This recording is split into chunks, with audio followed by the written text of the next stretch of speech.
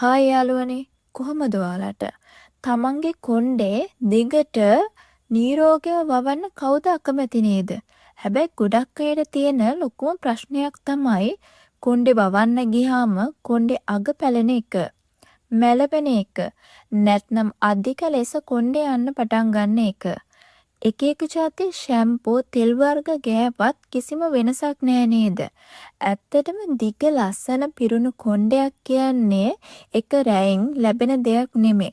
ඒකට අපේ ඇතුළාන්තයෙන් වගේම පිටතින් වෙන පුංචි පුංචි සත්කාර ටිකක් හරිය විදිහට කරන්න ඕනේ. අද මම ඔයාලට කියලා දෙන්න හදන්නේ ස්වභාවිකම කොණ්ඩේ ඉක්මනින් වවා ගන්න නිරෝගීව තියාගන්න පුළුවන් ප්‍රත්‍යක්ෂ රහස් කීපයක් ගැනයි. වීඩියෝ එක ඉවර වෙනකම් එකතු වෙලා ඉන්න. ඒ වගේම අපේ channel එක තවම subscribe කරලා නැත්නම් දැන්ම subscribe කරලා එකතු වෙන්න. පළවෙනි රහස. හිස් කබල මසාජ් කිරීම සහ උණුසුම් තෙල් සත්කාරය. අපේ පළවෙනි රහස තමයි hot oil massage එක. කොණ්ඩේ වවන්න තියෙන හොඳම උත්තේජකය තමයි හිස් කබලට ලේ ගමනාගමනය වැඩි කරන එක. අපි හිස් කබල මසාජ් කරද්දී කොණ්ඩේ මුල්වලට හොඳින් ලේ ගමන් කරලා කොණ්ඩේ ඉක්මනින් වවන්න පටන් ගන්නවා. ප්‍රතිකාරය කරන ආකාරය. පොල් තෙල්, එලිංග තෙල් නැත්නම් එඬරු තෙල් ස්වල්පයක් මදක් රත් කරගන්න. ඊට පස්සේ ඇඟිලි තුඩු වලින් හිස් කබල පුරාම විනාඩි 10ක් විතර හිමින් මසාජ් කරන්න. සතියකට දෙපාරක් රැයට මේක කරලා උදේට හොදන්න පුළුවන් නම් ගොඩක් හොඳයි. කැස්ටර් ඔයිල් වල විටමින් E සහ ෆැක්ටික් ඇසිඩ් තියෙන නිසා කොණ්ඩේ ඝනකමට වවන්න ඒක පුදුම උපකාරයක් විදිහට සලකන්න පුළුවන්. දෙවනි රහස උළුහල් සහ පොල් කිරි සත්කාරය. අපේ දෙවනි රහස තමයි අපේ ආච්චිලාගේ කාලේ ඉඳලා එන උළුහල් සහ පොල් කිරි හෙයා මාස්ක් එක. උළුහල් කියන්නේ කොණ්ඩේ යාම එකපාරටම නවත්වලා හිස් කබල සිසිල් කරන කොණ්ඩේ මුල ශක්තිමත් කරන ඖෂධයක්. පොල් කිරි වලින් කොණ්ඩේට අවශ්‍ය හොඳම සත්කාරය කන්ඩිෂනර් එකක් ලැබෙනවා. සාදා ගන්නේ මෙහෙමයි. උළුහල් මේස හැඳි දෙකක් රැය පුරා වතුරේ පොඟවන්න. උදේට ඒ උළුහල් ටික හොඳින් අඹරලා ඒකට පොල් කිරි ටිකක් එකතු කරලා පේස්ට් එකක් හදාගන්න. භාවිතා කරන ආකාරය. කොණ්ඩේ මුල ඉඳන් අග වෙනකම්ම මේ මිශ්‍රණය ගාලා විනාඩි 30ක් තියන්න හරින්න. ඊට පස්සේ මුදු ෂැම්පූ එකකින් හොදලා දාන්න. කොණ්ඩේ සිනිඳු වෙනවා වගේම පුදුම දීප්තියක් ලැබෙනවා. තුන්වෙනි රහස. රතු ලුණු යුෂ. තුන්වෙනි රහස තමයි ටිකක් සැරයි. හැබැයි 100%ක් සාර්ථක රතු ලුණු යුෂ සත්කාරය. රතු ලුණු වල සල්ෆර් ඉහළින් තියෙනවා.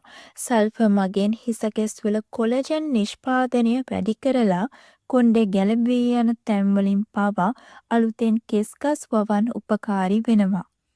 භාවිතා කරන්න මෙහෙමයි. රතු ලුණු ගෙඩි කිහිපයක් බ්ලෙන්ඩ් කරලා හෝ ගාගෙන ඒ යුෂ විතරක් වෙන් කරගන්න. පුළුන් කැබැල්ලකින් මේ යුෂ හිස් කබලේ විතරක් ගන්න. විනාඩි 20ක් තියලා හොඳින් හොදලා දාන්න. ලුණු සැර ගඳ යන දෙහි යුෂ බිඳු කිහිපයක් එකතු කරලා වතුරෙන් අන්තිමට කොණ්ඩේ සෝදන්න පුළුවන්. සතියකට සැරයක් කරාම හොඳටම ඇති. ඒ වගේම හතරවෙනි රහස. නිවැරදි ලෙස පනාව භාවිතය සහ සේදීම.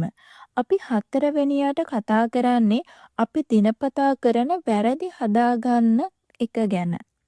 පළවෙනි දේ තමයි තෙත කොණ්ඩේ පීරන්න එපා. කොණ්ඩේ තෙත පිටින් තියෙද්දි තමයි කෙස් ගහ හරිම දුර්වල. ඒ වෙලාවට පීරුවොත් කොණ්ඩේ ගොඩක් යනවා. දෙවනි දේ ලී පනාවක් භාවිතා කරන්න. ප්ලාස්ටික් පනා වෙනුවට ලී පනාවක් භාවිතා කරන්න. ඒකෙන් හිස් කබලට හානි වෙන්නේ නැහැ. තුන්වෙනි දේ තදින් කොණ්ඩේ බඳින්න එපා. කොණ්ඩේ තද කරලා බඳිද්දී මුල් ඇදෙන නිසා කොණ්ඩේ ගැලපෙනවා.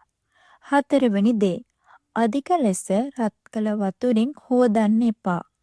මද උණුසුම් හෝ ඇල් වතුරෙන් විතරක් කොණ්ඩේ සෝදන්න. 5 වෙනි රහස. ඇතුළාන්තයෙන් ලැබෙන පෝෂණය. 5 වෙනි රහස තමයි අපේ කෑම බීම. පිටින් මොනවා ගෑවත් වැඩක් නෑ යාළුවනේ. අපි ඇතුලෙන් කොණ්ඩෙට පෝෂණය දුන්නේ නැත්නම්. පළවෙනි දේ ප්‍රෝටීන් බහුල ආහාර කෑම. අපේ කෙස් ගස හැදිලා තියෙන්නේ කෙරටින් කියන ප්‍රෝටීන් එකකින්. ඒ නිසා බිත්තර, මාළු, පීලි ධාන්‍ය කෑමට එකතු කරගන්න. දෙවනි දේ විටමින් C සහ E. නෙල්ලි, දෙහි පලා වර්ග, රටකජු වගේ දේවල් වලින් කොණ්ඩේට අවශ්‍ය පෝෂණය ලැබෙනවා. තුන්වෙනි දේ වතුර බොන්න. දවසකට වතුර ලීටර් 2ක් 3ක් බොන්න අමතක කරන්න එපා. ඉතින් යාළුවනේ අද මම කිව්ව මේ සරල ප්‍රතිකාර ටිකයි හොඳ පුරුදු ටිකයි අද ඉඳන්ම පටන් ගන්න. සති කිහිපයක් යද්දී ඔයාලගේ කොණ්ඩේ අනේක නැවතිලා කොණ්ඩේ පිරීලා වෙනස් වෙන විදිහ ඔයාලටම බලා ගන්න පුළුවන් වේවි. ඔයාලගේ කොණ්ඩේ ගැන තියෙන ප්‍රශ්න මොනවද කියලා පහලින් කමෙන්ට් එකක් දාන්න. මම මේ හැමදේම එකට පිළිතුරු දෙන්නම්. වීඩියෝ එකට ලයික් එකක් දාලා ලස්සන දිග කොණ්ඩයක් වවන්න ආස ඔයාලගේ යාළුවන්ටත් බලන්න ෂෙයා කරන්න. මෙවැනි වටිනා වීඩියෝ ඉදිරියටත් බලන්න අපේ channel එක අදම subscribe කරලා එකතු වෙන්න. එහෙනම් තවත් ලස්සන වීඩියෝ එකකින් හමු වෙමු. සියලු දෙනාටම සුබ දවසක්.